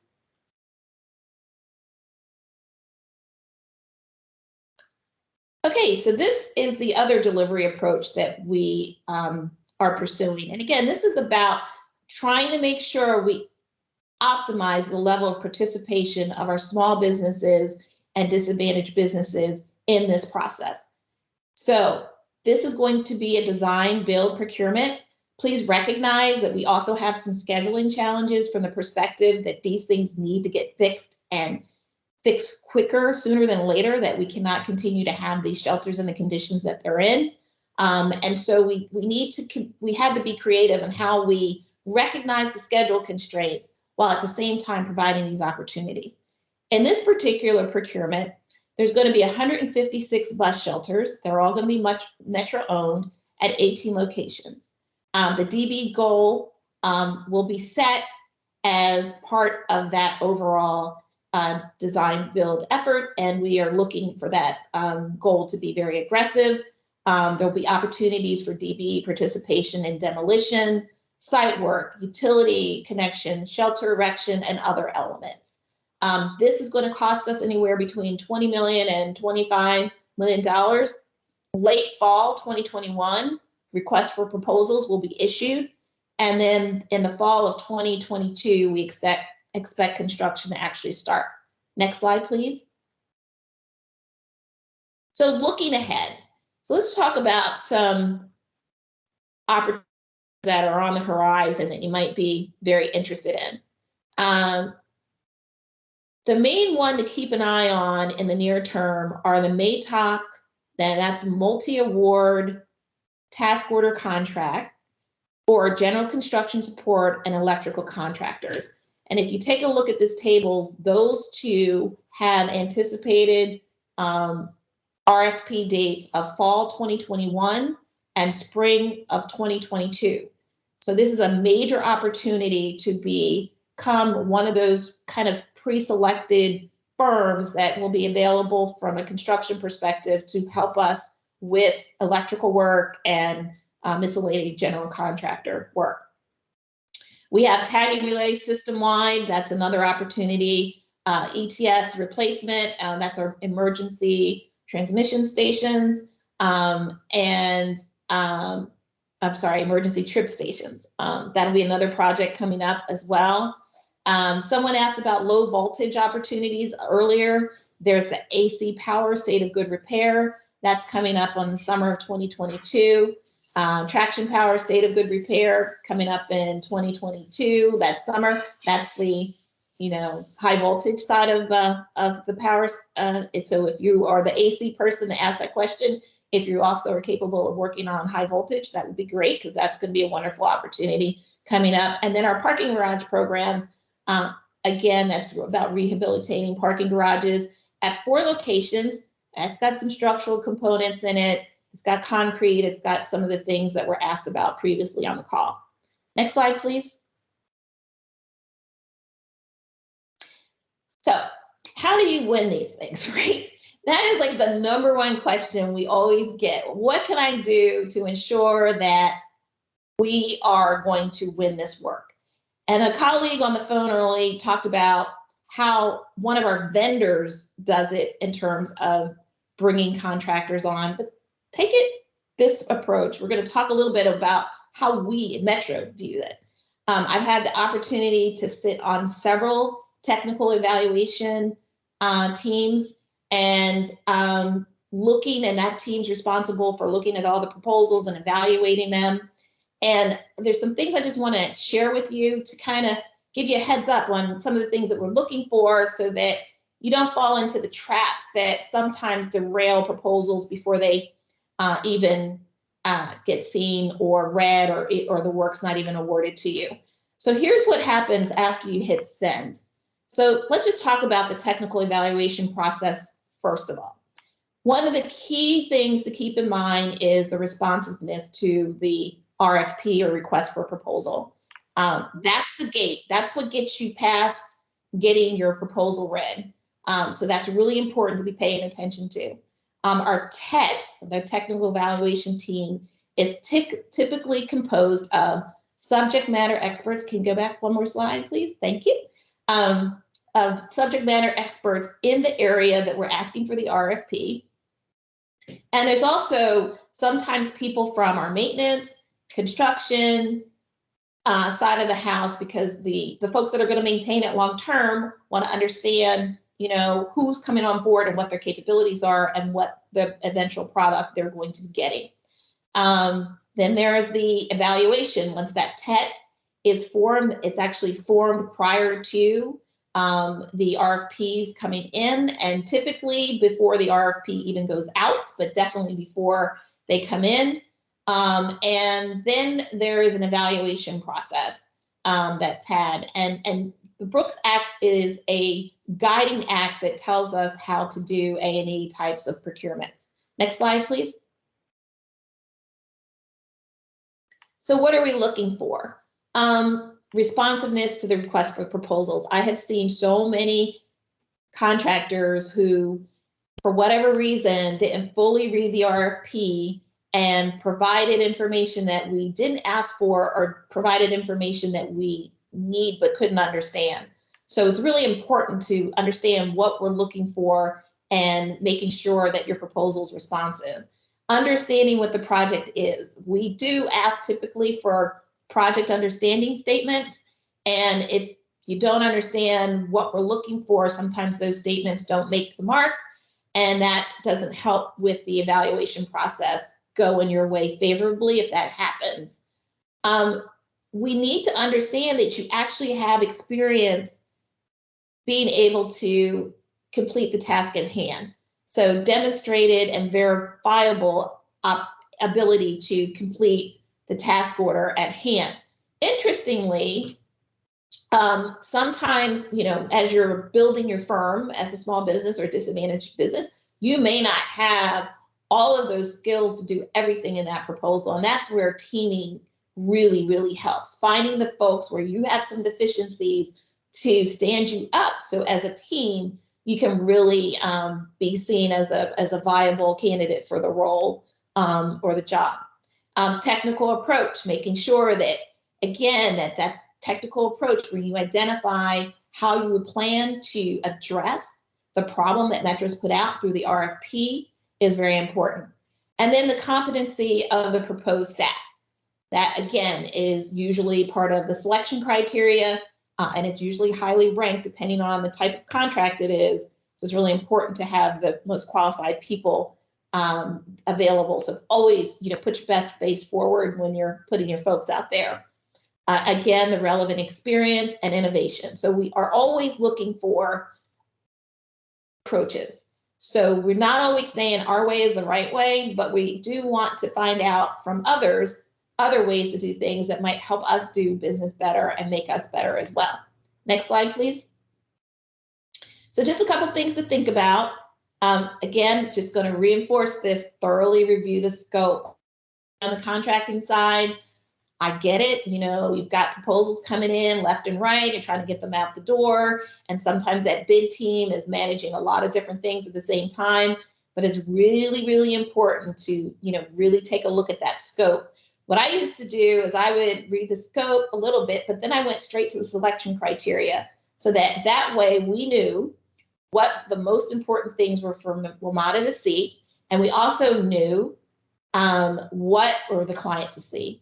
And we also knew the order of priority for those things. So that when we put the proposal together, we could then say, okay, we got to hit these things for sure. To clearly distinguish between innovation and requirements. The innovation, right, is great. And like I said earlier, we want that. But if the innovation goes beyond, and the requirements, let me back up just a second. If the requirements are not clearly met because of innovation, that can be a deal breaker. So the first step is to meet the requirements and then tell us what you're going to be doing from an innovation perspective. That way we can distinguish between what you're doing because you're going to meet the requirements, but here's an approach that you think might be better and you'd like us to consider. Okay, this is obvious. I know I'm Captain Obvious here, but the grammar check. Sometimes I've seen proposals where people, good meaning, have written sentences that just don't make sense. And if we can't, all we can evaluate is what's on paper. We can assume, we cannot give the benefit of the doubt. If it's written down there, we need to make sure that that's all we have to evaluate on. And so please just do those last minute. And sometimes getting a third-party editor that's not even part of your company to look at it from a fresh eyes perspective can help you avoid some of those grammar checks that we see sometimes that cause firms not to be the successful candidates.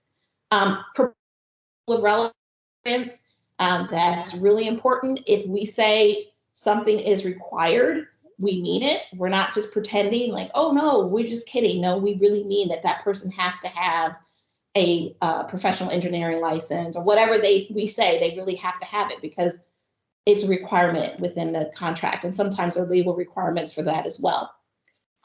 Make sure you're leveraging all of your resources, global, national, local area networks. Right now, we have demonstrated through this pandemic that people don't always have to be in the DMV to work on these projects, depending on what they are.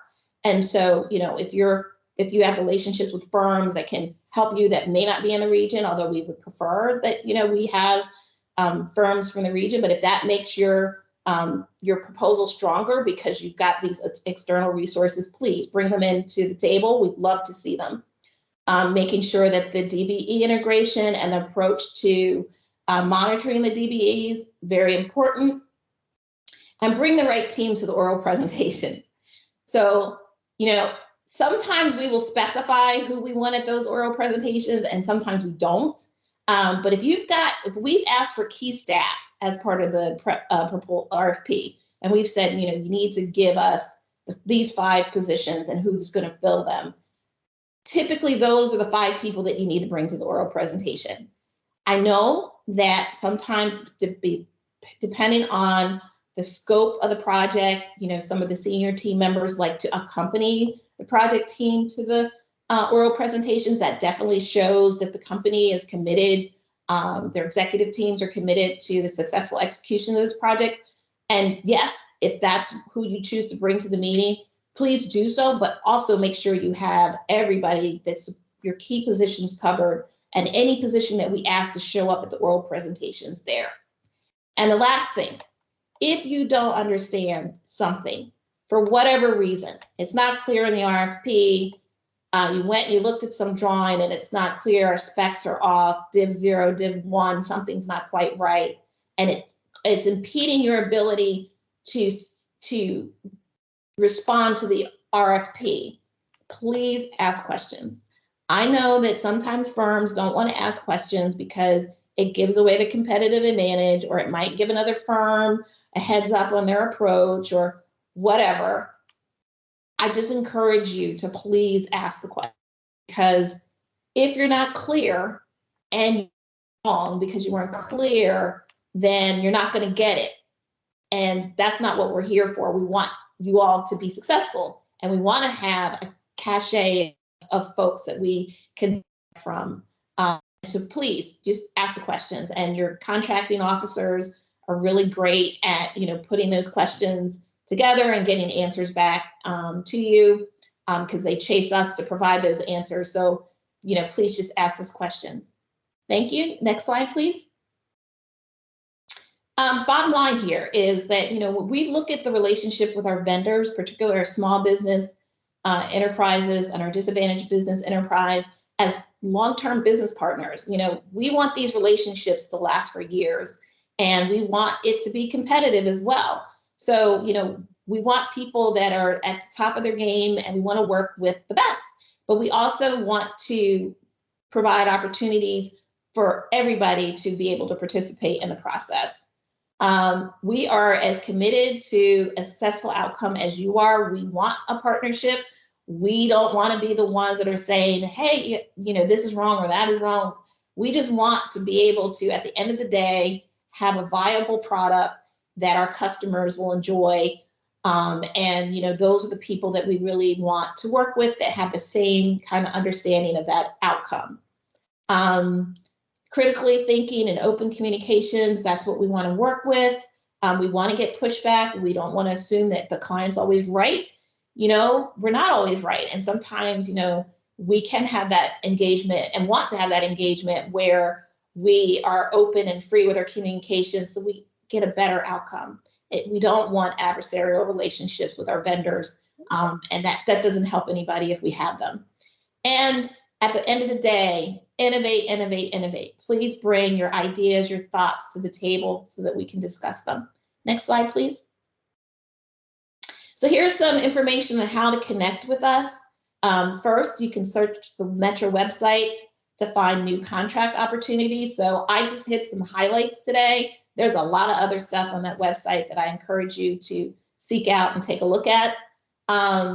Attend these forums as much as possible. We really take a lot of time to pull these together. Marlo and Michelle and their team do an amazing job bringing all of us here from the Metro side as well as you to the table. So please continue to participate in these. Use those Metro business training sessions to, kick up your abilities if you're deficient in certain areas. And if you need additional information, ask for the Small Business Program Office Hotline at WMATA.com. Next slide. And I know that the questions are being handled in the chat, but I'm going to ask if there's any question that I might be able to answer. And if I am not able to answer, we will get an answer for you. Thank you so much, Corey. We are going to go to the chat now to see what we have. So either myself or Marlo will be reading off some information here. Okay, so one of the questions from Tracy at Atlas Transit Solutions says, are you starting with RFI and then a RFP? Yes, so for the bus shelter, and not always for all projects, but we do have a RFI. I think it's out now for the bus shelters, or it will be out shortly. I think we're trying at the end of the week target. Yeah, this is Kevin. We're targeting end of this week. Okay, thanks, Kevin. Okay, the next one is, who is the POC for the project? So the bus shelter project, they're asking about a point of contact. Okay. For now, we have Nori Calvert from our procurement office would be the best person to reach out to. Yep, the information has just been put up. So if you guys see that slide right there, there go your contact. Thank you, Michelle. Greg Wiseman. Amazing how that works, right? right. Greg Wiseman says, will the design build procurement for bus shelters have an SBE lead requirement? Meaning that, is it a small business lead person requirement? I'm assuming that's what they mean.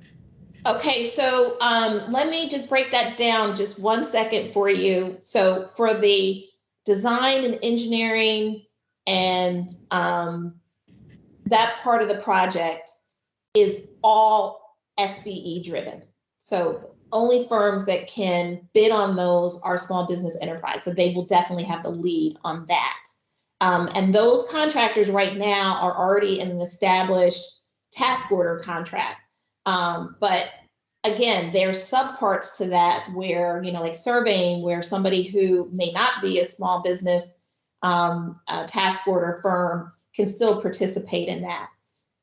When we get to the design, and so also with the MATOC, which is again one of our multi-award task order contracts, those construction efforts will be given to those small businesses. So there's a cachet of small businesses under that contract as well. So they will then be taking the lead on that.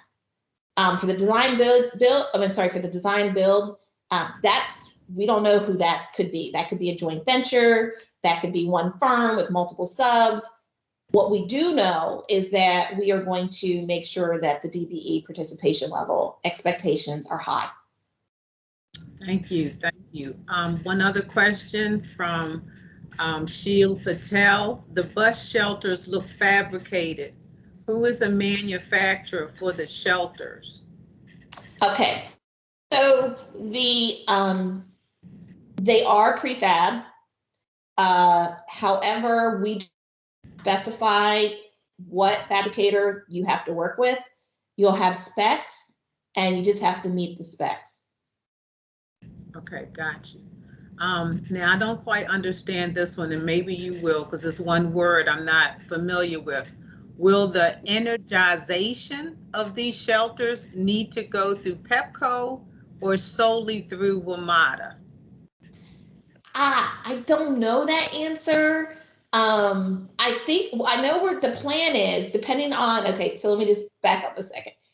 Depending on the ideal scenario is we're tying back into existing panels within the station and that we have the capacity to accommodate that.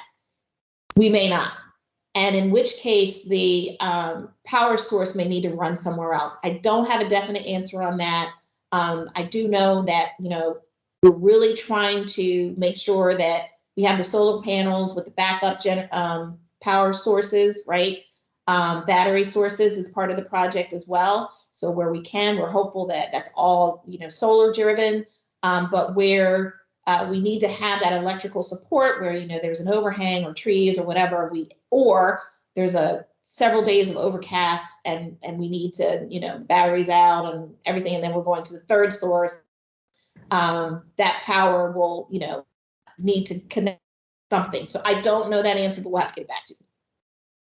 Okay, well, I don't see any other questions at this time. Great feedback on what an excellent presentation you did, Doug Corey. So I personally want to thank you for the awesome presentation. Your department always leads the way for small business and this participation of opportunities at Metro. So I'm definitely appreciative, and I want to always make sure that we invite you back for other presentations of opportunities for small business, because you guys always knock it out the ballpark. So thank you so much. And thank you, Michelle. It's a pleasure to be here. And thank you to your team for having us. Everybody have a great day. Thank you. Thank you so much. So everyone, I want to thank you for attending today. I want to say that WMATA Small Business Opportunities Outreach is always trying to make sure that we bring opportunities to you as well as educate you on how to do business with WMATA. I want to thank you, and I want to say a thank you to our Small Business Programs Office and the procurement team for putting together this awesome informational and educational outreach that we hope was extremely beneficial to you for opportunities. I want to thank all of our guests and speakers today. They did an awesome job, and I look forward to working with them again in the future. Please remember, the benefits for your company is more contracting opportunities to get your foot in the door with doing business with WMATA. Please remember to fill out your surveys and return them. They will help us to help you with the topics that you want to learn and hear about. We will try to put together summaries of the presentations presented to you today and get them sent out to all who participated in the event. And I want to remind you that next year, we will be continuing our Meet the Prime series with more contracting opportunities. We also have in November, on November the 15th, small business programs on the new programs, the NBE and small business programs that we have, and on bonding. So please spread the word and make sure that you become a part of that outreach as well. Next year, I'm saying next year, we will start back up our Meet the Prime series. I'm excited about this, where you'll be hearing directly from some of the prime contractors on the opportunities coming up. So remember, certification is the key to participation. and we look forward to your certification applications being submitted. So hurry up and get them in there. And I want you to have a great rest of your day. Thank you, everybody. Talk to you soon.